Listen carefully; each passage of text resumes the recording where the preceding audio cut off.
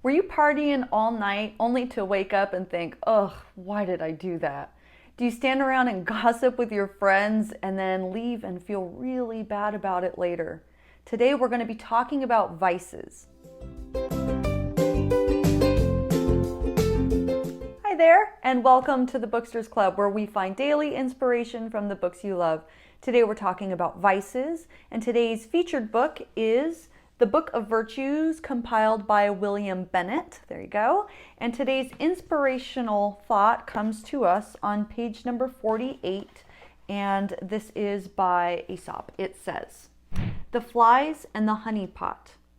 A jar of honey chanced to spill its contents on the windowsill in many a viscous pool and rill. The flies, attracted by the sweet, began so greedily to eat, they smeared their fragile wings and feet.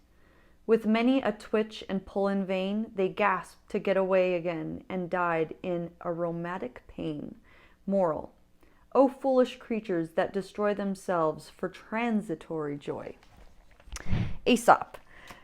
So vices are something that it's a betrayal of ourselves, and we know it's a betrayal of ourselves because we feel bad after whatever it is, whether it may be, shopping too much, smoking, drinking, gossiping, things of that nature. We know that afterwards we wish we hadn't done it, and especially for those vices that have addictive natures to it, you should definitely get help. But we know it's something that we don't want to do, but yet we can't stop doing it, or we don't know how to stop doing it, and we don't know how to take control of it. So awareness is really the way out of that.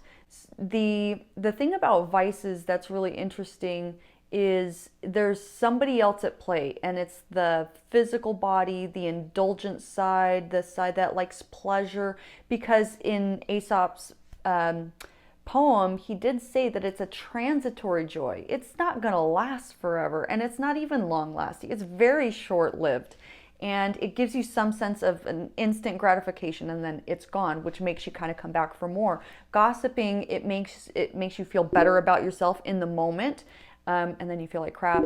Smoking, drinking, it feels good, and then when it's over, you've done something to your body that you don't want to do. Shopping, oh yeah, it's great, you're buying all the nice stuff, and then you look at your credit card bill and you're really not happy with yourself for that. So I would say that you do have two different entities at play, and your higher self needs to come and take charge. And you can they have meditations where you can ask your higher self to come in and help you if you really feel like you're struggling with something. Alongside, if it's a real serious addiction, you need to also get help. But if it's something that you're really trying to fine tune and you feel like you've got a grip on it, but there's just this one last thing, you can ask your higher self to come in and help you. And it's not just some willy-nilly thing where, this being is going to come to you, and it's you. You need to call upon that part of yourself that knows better and that is looking for moments of high noticing, where you are paying attention to when you start falling into that trap.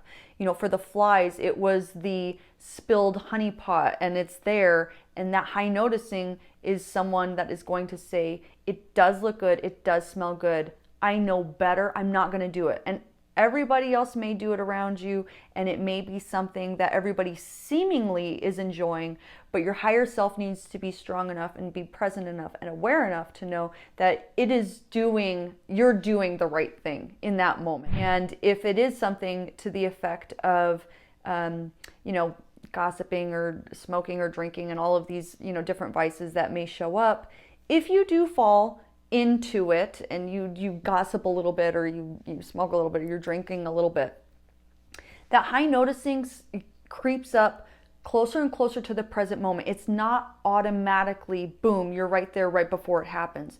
Sometimes, especially in the beginning, it's after the action has happened and you thought, oh, I just did that. But that's still high noticing. That's just the early stages of high noticing. You've just noticed, oh, I just gossiped, or oh my gosh, I'm drinking right now. I told myself tonight I did not want to drink, or I'm having 3 glasses of wine. I told myself I only wanted 2 glasses of wine. So that is the moment of high noticing, and it will start getting closer and closer to before the act.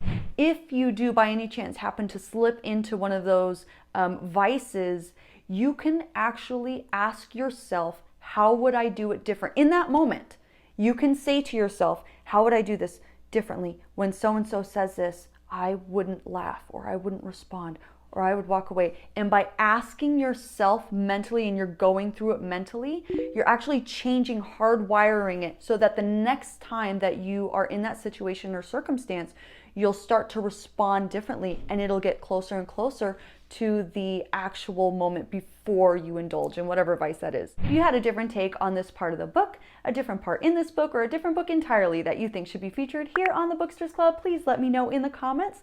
Thank you so much for clicking the like button if you liked it, and subscribe if you're new, because I post new videos every single day. See you tomorrow, Booksters.